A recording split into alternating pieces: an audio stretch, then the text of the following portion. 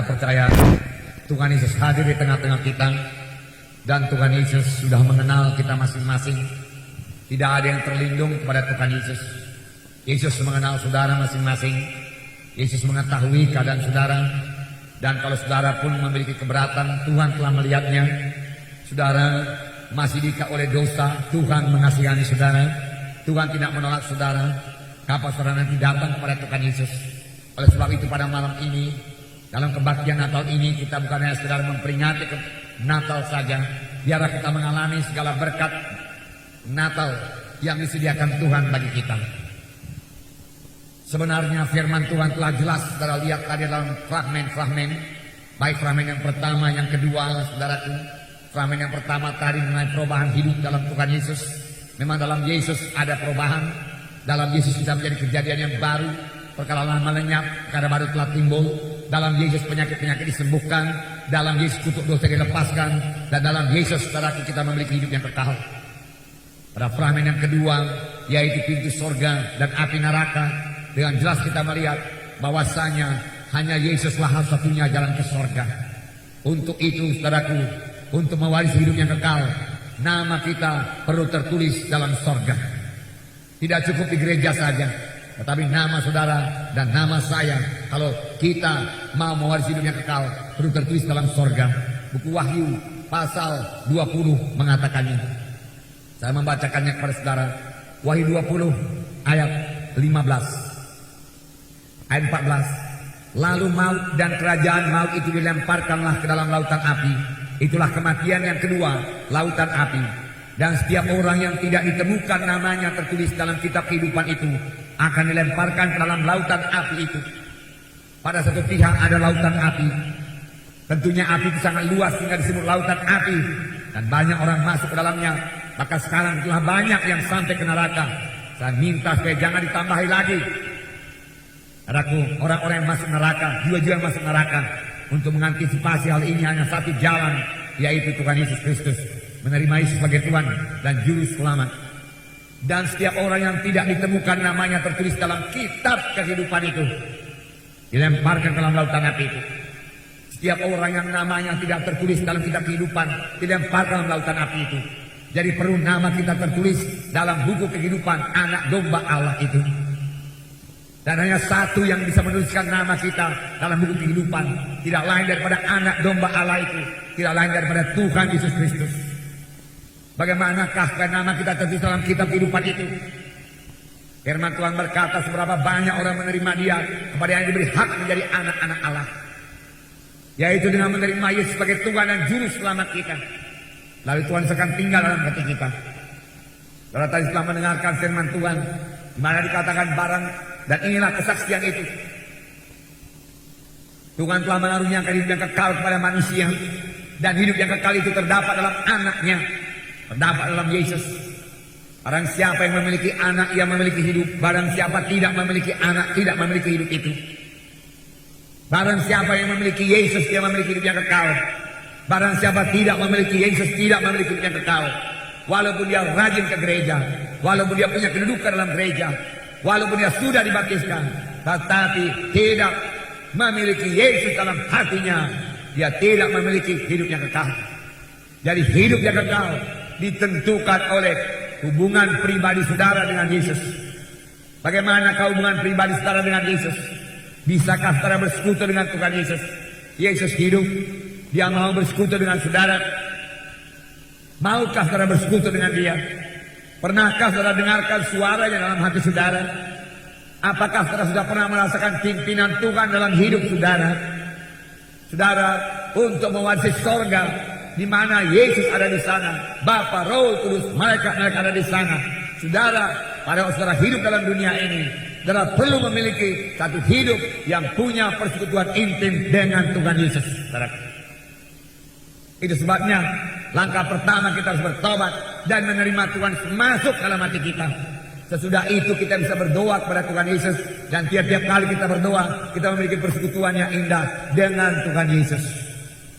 Saudara, yang kekal dalam nama Tuhan Yesus, dalam Filipi pasal 3, setiap orang yang telah menerima sebagai Tuhan dan Juru Selamatnya, firman Tuhan berkata, dia memiliki rumah di sorga, tempat di sorga. ayat 20. Filipi 3 ayat 20 dikatakan di sini, karena keluargaan kita adalah di dalam sorga, dan dari situ juga kita menantikan Tuhan Yesus Kristus sebagai juru selamat yang akan mengubah tubuh kita yang hina ini sehingga serupa dengan tubuhnya yang mulia menurut kuasanya yang dapat menaklukkan segala sesuatu kepada dirinya. Karena keluarga negaraan kita adalah di dalam sorga. Saudaraku, kita memang warga negara asli Republik Indonesia, saudaraku. Tetapi itu hanya selama kita hidup dalam dunia ini. Saudara tadi mendengarkan dalam fragmen, dan itu diambil daripada firman Tuhan, bahwasanya hidup manusia ini bukan hanya di dunia ini saja. Setelah kita meninggalkan dunia ini masih ada satu hidup lagi, yaitu hidup yang kekal. Dan firman Tuhan berkata, seberapa banyak yang telah menerima Tuhan Yesus, dia menjadi warga negara sorga, nama yang tertulis di sorga, dia memiliki rumah di sorga. Cara berkata, Tuhan Yesus berkata dalam Yohanes 14, aku pergi menyediakan tempat bagimu, supaya di mana aku ada, kamu juga berada. Tuhan juga berada, berkata, dalam rumah Bapakku banyak tempat tinggal. Kalau tidak, aku tidak akan mengatakannya kepadamu. Dalam rumah Bapa banyak rumah, banyak rumah.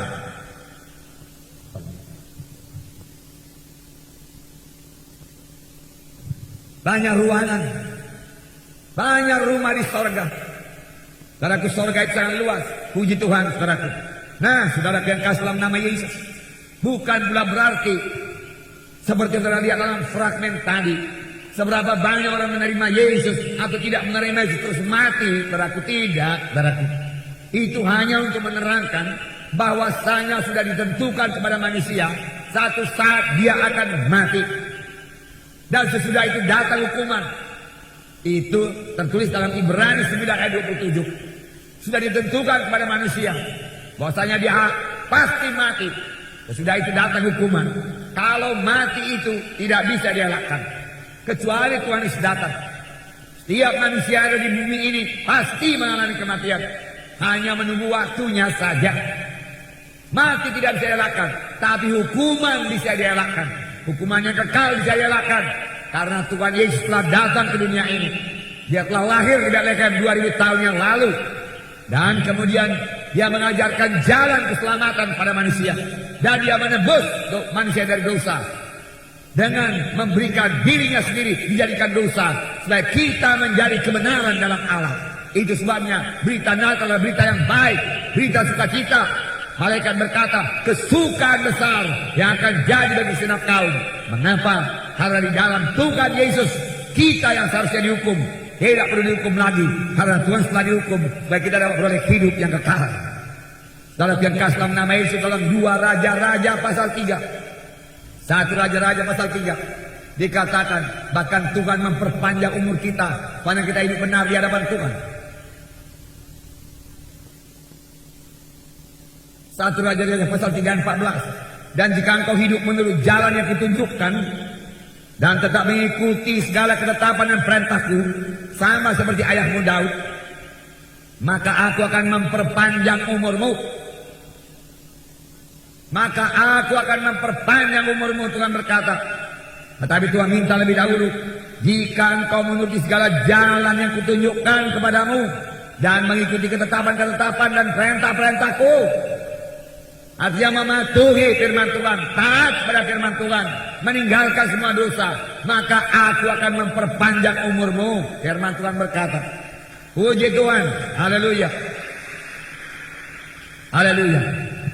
Dalam Mazmur 91 ayat Mazmur 91 ayat 16, saya membacakan kepada saudara. Mazmur 91 ayat 16. Dengan panjang umur akan kukenyangkan dia, dan akan kuperlihatkan kepadanya keselamatan yang daripadaku. Ini janji Tuhan pada semua orang yang berada dalam naungan Tuhan yang Maha Kuasa dan memiliki Tuhan sebagai tempat perlindungannya dan percaya kepada Tuhan. Maka Tuhan bukan hanya melepaskan dia daripada jerat penangkap burung, daripada penyakit sampar, bukan yang melindungi dia, tetapi juga firman Tuhan berkata, dengan panjang umur akan kukenyangkan dia, dan akan kuperlihatkan kepadanya keselamatan daripadaku. Dengan panjang umur.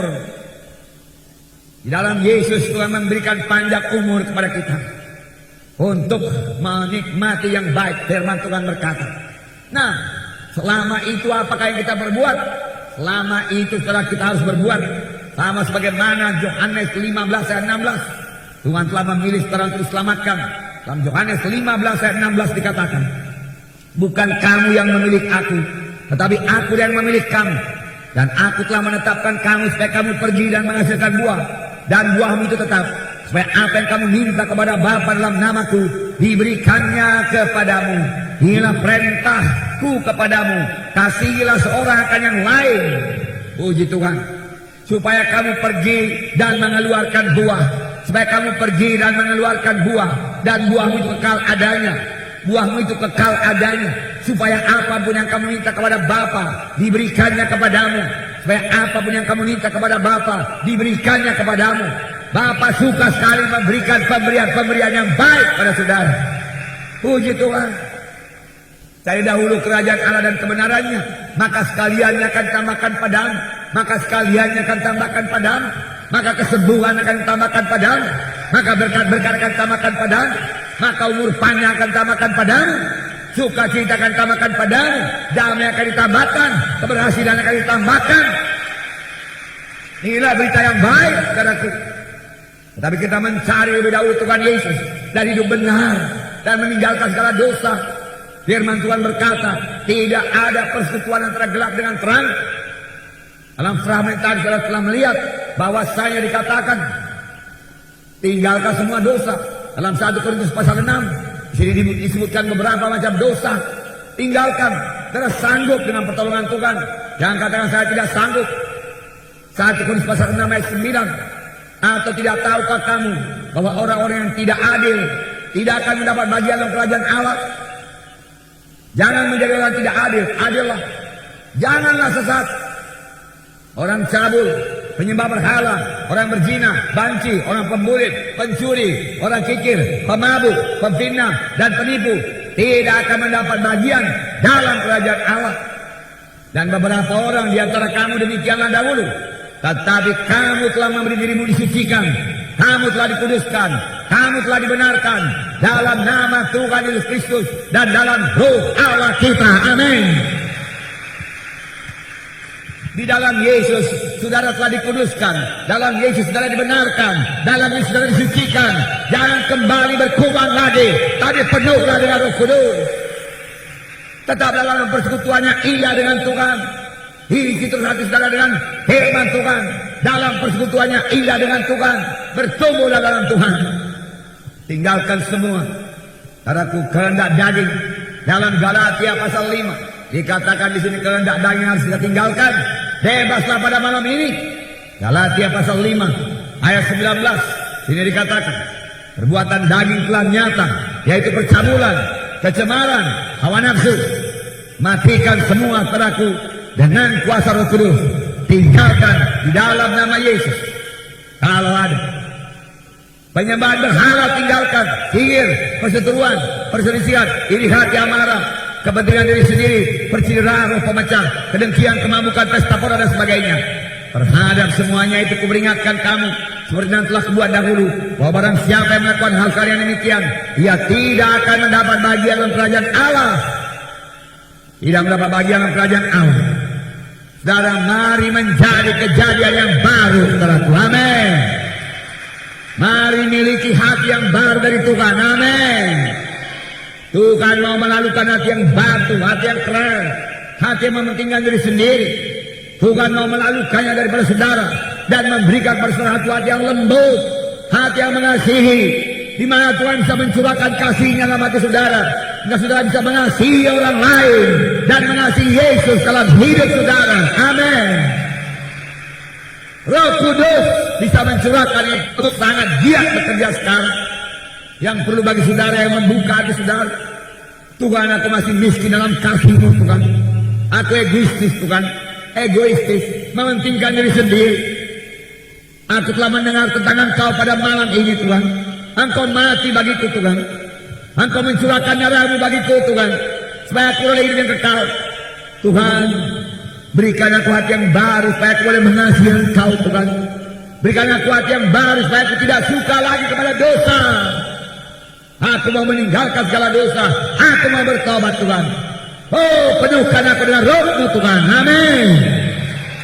Dan Roh Kudus akan turun memenuhkan saudara pada malam Natal ini. Amin saudara. Puji Tuhan saudara. Ialah berita Natal yang pertama yang dibawakan oleh malaikat dalam Lukas pasal 2. Sini dikatakan ayat 8. Di daerah itu ada gembala-gembala yang tinggal di padang menjaga kawanan ternak mereka pada waktu malam. Tiba-tiba berdirilah seorang malaikat Tuhan dekat mereka, dan kemudian Tuhan bersinar meliputi mereka, dan mereka sangat ketakutan. Lalu kata malaikat itu kepada mereka, jangan takut, sebab sesungguhnya aku memberitakan kepadamu kesukaan besar untuk seluruh bangsa. Hari ini telah lahir bagimu juru selamat, yaitu Kristus Tuhan di kota Daud. Jangan takut, firman Tuhan berkata, aku memberitakan padamu kesukaan besar yang jadi bagi seluruh bangsa. Sebab pada hari ini telah lahir bagimu seorang juru selamat, yaitu Kristus Tuhan di kota Daud. Inilah berita Natal 2000 tahun yang lewat. Malaikat dari sorga memberitakannya kepada gembala-gembala di padang Efrata. Tapi apakah artinya berita ini bagi kita sekarang? Apakah berita ini masih relevan dengan keadaan kita sekarang? Saudaraku, firman Tuhan ini tidak pernah ketinggalan zaman. Firman Tuhan ini tak berlaku bagi kita.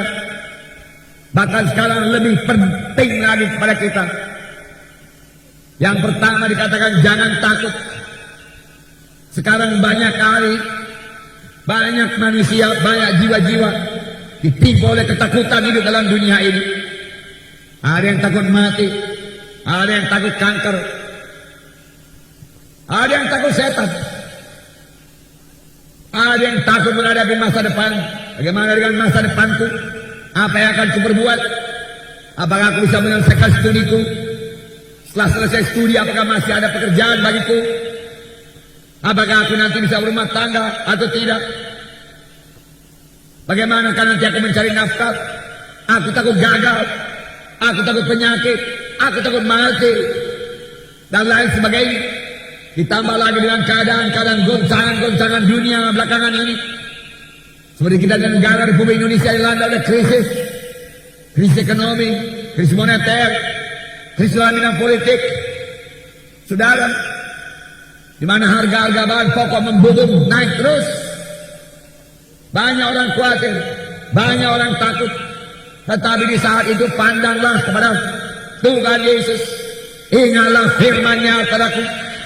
Dia Tuhan yang hidup. Dia berkuasa. Dia punya banyak jalan menolong saudara, dan tangannya terbuka untuk menolong. Dia berkata jangan takut. Lihatlah burung-burung di udara.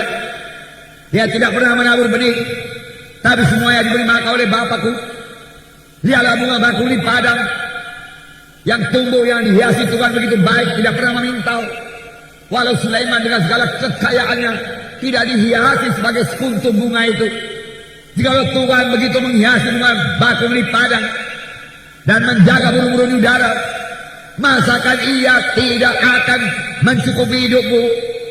Masakan Ia tidak memelihara kamu? Hai kamu yang kurang percaya, Tuhan berkata, jangan khawatir, jangan khawatir. Dalam Ibrani 13 dikatakan, aku sekali-kali tidak akan membiarkan engkau, aku sekali-kali tidak akan meninggalkan engkau. Sebab itu dengan yakin aku dapat berkata, dengan yakin kita dapat berkata, Tuhan besertaku, Tuhan penolongku. Kepada siapa gerangan aku takut? Apakah manusia dapat berbuat terhadap aku? Dan aku tangan Tuhan, tangan yang kuat, Tuhan tebak perlindungan yang teguh. Kita tidak perlu takut dengan gelapnya malam, tidak perlu takut dengan gelombang-gelombang yang akan melanda dunia ini. Akan banyak gelombang-gelombang lagi datang pada dunia ini. Bahkan pada akhir zaman firman Tuhan berkata, air laut akan menderu, mendesak. Kita lihat baru-baru ini, saudaraku, satu kota di Papua Nugini ditelan oleh air laut, oleh gelombang tsunami. Kemudian ada gelombang tsunami lagi Nicaragua sana, di Honduras sana. Mereka menghanyutkan ribuan rumah. Laut telah menggelora, saudaraku. Itu belum apa-apa. Saya katakan pada saudara, gempa bumi akan bertambah-tambah. Tetapi yang lebih parah lagi, kejahatan manusia akan bertambah-tambah. Manusia mementingkan diri sendiri. Manusia telah utamakan uang. Manusia tidak peduli agama. Kasih kebanyakan orang luntur. Sama sebagaimana pada zaman Nuh. Demikianlah kalian pada zaman manusia makan minum. Manusia pesta pora. Melajatkan kerendah daging. Tetapi saudaraku, akhir daripada zaman itu mesti tiba. Siapkanlah diri saudara. Pada waktu akhir zaman tiba, dan kalau Yesus cepat datang dan saudara belum meninggalkan dunia ini, maka saudara akan melihat Yesus berdiri di awan-awan dan saudara akan terangkat dan bertemu dengan Yesus selama-lamanya bersama-sama dengan Yesus. Nah, saudara akan diubahkan. Orang mati dalam Tuhan, orang mati dalam Tuhan, bukan di luar Tuhan, akan bangkit dan beroleh tubuh yang baru, tubuh yang mulia, yang tidak bisa mati lagi, bersama-sama dengan Yesus. Inilah berita yang baik, saudara. Satu kesukaan yang besar. Jadi jangan takut, jangan takut. Kesukaan yang besar bagi saudara. Kenapa ada sukacita besar? Karena juru selamat telah lahir.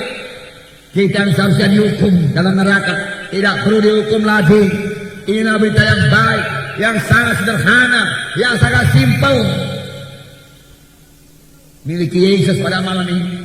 Setan paling senang kalau kita kebaktian Natal, merayakan Natal berkali-kali dalam bulan Desember, selamat hari Natal, dapat makanan, minuman, kue-kue dan lain sebagainya. Tetapi dosa masih melekat di dalam. Dosa belum dilepaskan. Darah setan tidak peduli.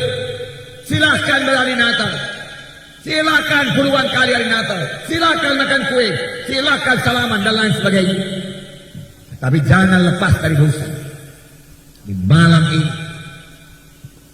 kita kalahkan setan. Amin, saudara. Terima Yesus sebagai Tuhan dan Juru Selamat saudara. Miliki Yesus dalam hati saudara. Maka saudara pulang bersama-sama dengan Yesus. Haleluya. Puji Tuhan. Kehilangan apakah? Kehilangan yang paling besar. Kehilangan yang paling besar bukanlah kehilangan uang, bukanlah kehilangan kedudukan, bukanlah kehilangan pangkat, bukanlah kehilangan rumah, bukanlah kehilangan mobil. Itu kehilangan yang besar, tapi tidak terbesar. Ada kehilangan yang lebih besar daripada kehilangan harta, kedudukan, rumah, dan lain sebagainya. Kehilangan apa? Karena berkata, kehilangan kesehatan. Dokter berkata, kamu tidak hidup lebih daripada 2 bulan lagi. Karena ada kanker dalam tubuhmu. Kanker sudah menyebar. Banyak orang berkata, kalau sudah demikian, kalau aku bisa sembuh, aku mau berikan semua hartaku. Habis tidak peduli. Tandanya kesehatan lebih berharga daripada harta. Maka kehilangan kesehatan lebih besar daripada kehilangan harta. Tapi ada kehilangan yang paling besar yang bisa jadi kepada setiap manusia. Maunya jangan jadi kepada saudara. Kehilangan apa yang pada berkata? Kehilangan jiwa dalam neraka. Kehilangan roh dalam neraka. Karena manusia ini tidak bisa lenyap. Dia ada selama-lamanya. Kalau dia meninggal dunia, dia akan hancur. Jadi abu, saudara berkata, tubuhnya. Tapi jiwa dan rohnya kemana? Jiwa roh yang merasa. Ada lihat dalam fragmen tadi. Setelah orang itu meninggal. Oh, tempat apa ini dia katakan? Kira-kira demikian. Kita akan muncul di pintu sorga atau di pintu neraka. Mau masuk surga tidak bisa, ada yang menahan. Tidak bisa. Namamu tertulis dalam surga, baru bisa ke surga. Tidak ada tertulis, itulah dia kehilangan yang paling besar. Masuk neraka, menangis, menjerit selama-lamanya. Yesus mengetahui itu sangat berat. Itu sebabnya dia tawarkan keselamatan. Itu sebabnya Tuhan berkata, bertobatlah kamu sebab kerajaan surga sudah dekat. Itu sebabnya firman Tuhan berkata, dengan anugerah itu kami selamat oleh sebab iman. Hal itu bukanlah hasil pekerjaan tapi karunia Allah. Jangan saudara memegahkan diri. karunia. Tapi bagaimanakah Tuhan membayar karunia itu? Sehingga dia bisa memberikan hadiah Natal, karunia Natal kepada saudara. Yesus harus disalib. Yesus harus menanggung dosa manusia. Tuhan Yesus harus dijadikan dosa supaya kita jadi kebenaran. Dia ganti kita. Dia substitusi kita. Getsemani Tuhan berdoa, Bapa kalau boleh, biarlah cawan ini lalu daripada aku, tapi bukan kehendak-kehendakmu jadi. Bapa berkata, tidak ada jalan lain anakku. Kalau engkau mau manusia ke surga, engkau harus menanggung dosa manusia. Kehendakmu jadi Bapa. Tuhan Yesus berkata, dia ambil cawan itu dan dia minum. Sesudah itu tangan manusia menangkap Yesus, dibawa kepada pengadilan imam-imam. Apakah engkau anak Allah? Engkau sendiri mengatakannya. Apa guna saksi bagi kita? Apakah hukumannya? Salibkan dia, salibkan dia. Kalau dibawa kepada Pilatus, mula-mula Pontius Pilatus berkata, tidak kutemui satu dosa pun pada orang ini.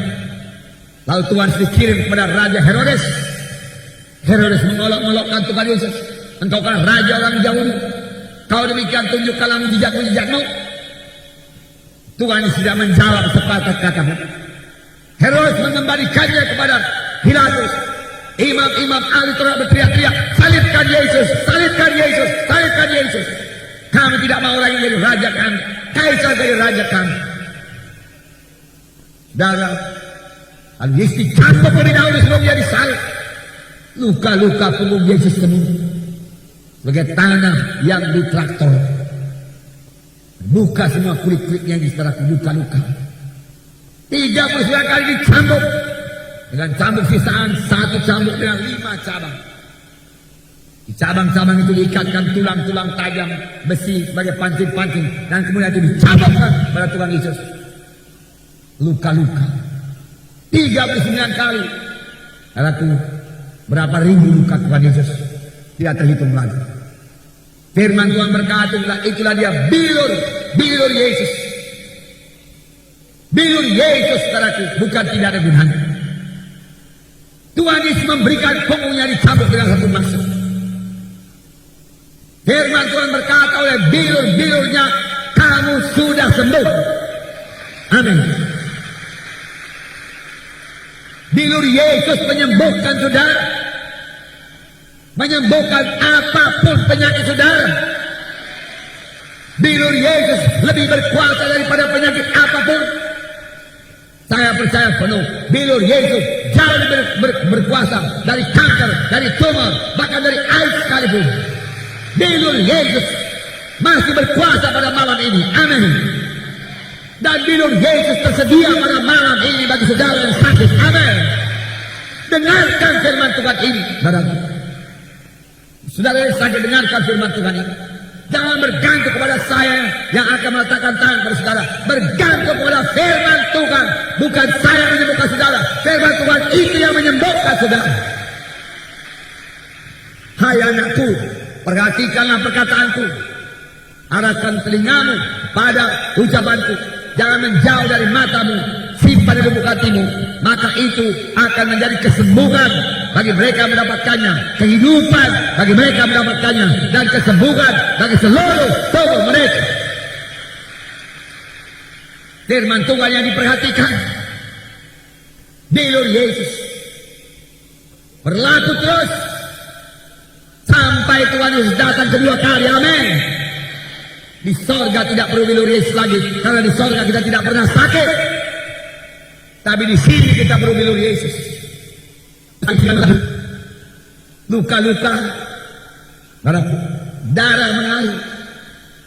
Saya percaya dengan luka-luka di kepala ini Tuhan mau membereskan semua. Saudaraku, luka-luka pikiran, saudaraku, luka-luka tertekan, frustrasi, depresi dan lain sebagainya, saudaraku, penyakit-penyakit jiwa, penyakit-penyakit pikiran disembuhkan oleh luka-luka pada kepala Tuhan Yesus. Terimalah. Terimalah. Lalu Tuhan mengangkat sanggup Yerusalem, Golgota, Di tengah jalan dia tidak sanggup lagi dan terjatuh. Simon dari Kirene membantu Yesus mengangkat salib sampai di Bukit Golgota, di mana tangan Yesus dipaku. Tangan yang menyembuhkan itu dipaku, tangan yang memberkati dipaku. Menanggung dosa saudara. Kaki dipaku, kaki yang berjalan memberitakan Injil dipaku. Kemudian digantung di kayu salib di Golgota. Hukuman yang paling kejam, hukuman yang paling hina, hukuman yang paling kotor diberikan pada Yesus. Karena dia telah menjadi ganti saudara, mengangkat dosa saudara. Dia dijadikan dosa saudara jadi kebenaran. Jangan sia-siakan salib Yesus ini, saudaraku. Jangan sia-siakan pengorbanan Tuhan Yesus dengan berkata seperti yang terdapat dalam salamen tadi, aku anak tua, aku orang baik, aku banyak menyumbang pada gereja, aku berkorban, aku ikut dalam pekerjaan sosial dan sebagainya. Oleh sebab itu Tuhan, terimalah aku dalam sorga. Saudara akan kecewa mendapati pintu surga tertutup pada saudara karena hanya satu kunci dalam ke sorga, yaitu Tuhan Yesus Kristus. Saudaraku, Kalau memang perbuatan baik kita, kejujuran manusia ini bisa membawa kita ke sorga, buat apa Tuhan Yesus menjadi manusia, lahir di Bethlehem, di kandang kuda di Bethlehem, kedinginan, saudara, lari ke Mesir, mengalami begitu banyak sengsara sejak dari lahir, karena Herodes membunuh anak-anak, mau membunuh dia. Tetapi Tuhan menyelamatkan dia, bapaknya menyelamatkan dia, dan selama pelayanannya dikejar-kejar berapa kali mau dibunuh. Semua itu ditanggungan Tuhan Yesus bagi saudara, bagi gerejanya, bagi gereja yang selamat, bagi gerejanya berubah, bagi gerejanya jadi gereja yang terang, bebas dari dosa, bebas dari kutuk dosa, bagi gereja yang menjadi kejadian yang baru, bagi gereja yang menjadi umat yang berkuasa di dunia ini, mengalahkan setan dan membawa Injil terang Tuhan ke seluruh dunia. Amin. Untuk itu Yesus di sana. Lalu ada orang bawa memakai kebenaran sendiri masuk surga. Betapa dia mengabaikan korban Tuhan Yesus. Dia akan kecewa mendapati pintu surga tertutup baginya. Dia tergantung di kayu salib di Golgota. Darah mengalir. Aku haus. Tantara lemahnya mencelupkan galah dengan gala-gala di ujungnya kepada cuka dan anggur dan menyorongkannya kepada Tuhan Yesus. Yesus mencecapnya, tapi Tuhan tidak meminumnya. Yesus tahu itu cuka, anggur berfungsi sebagai obat bius untuk mengurangi rasa sakit. Yesus tidak mau minum. Dia tidak mau mengurangi rasa sakitnya. Dia mau menanggung sepenuh-penuh penderitaan manusia karena dosa. Dia mau menanggung, bahkan sudah menanggung semua kesakitan, semua penderitaan manusia sebagai akibat dari manusia yang jatuh pada dosa. Supaya manusia tidak memikulnya lagi. Begitu besar kasih Yesus. Itu yang Tuhan sediakan. Kemudian dia berteriak, Bapa, Bapa, mengapa kau tinggalkan aku? Bapa berpisah dengan Yesus.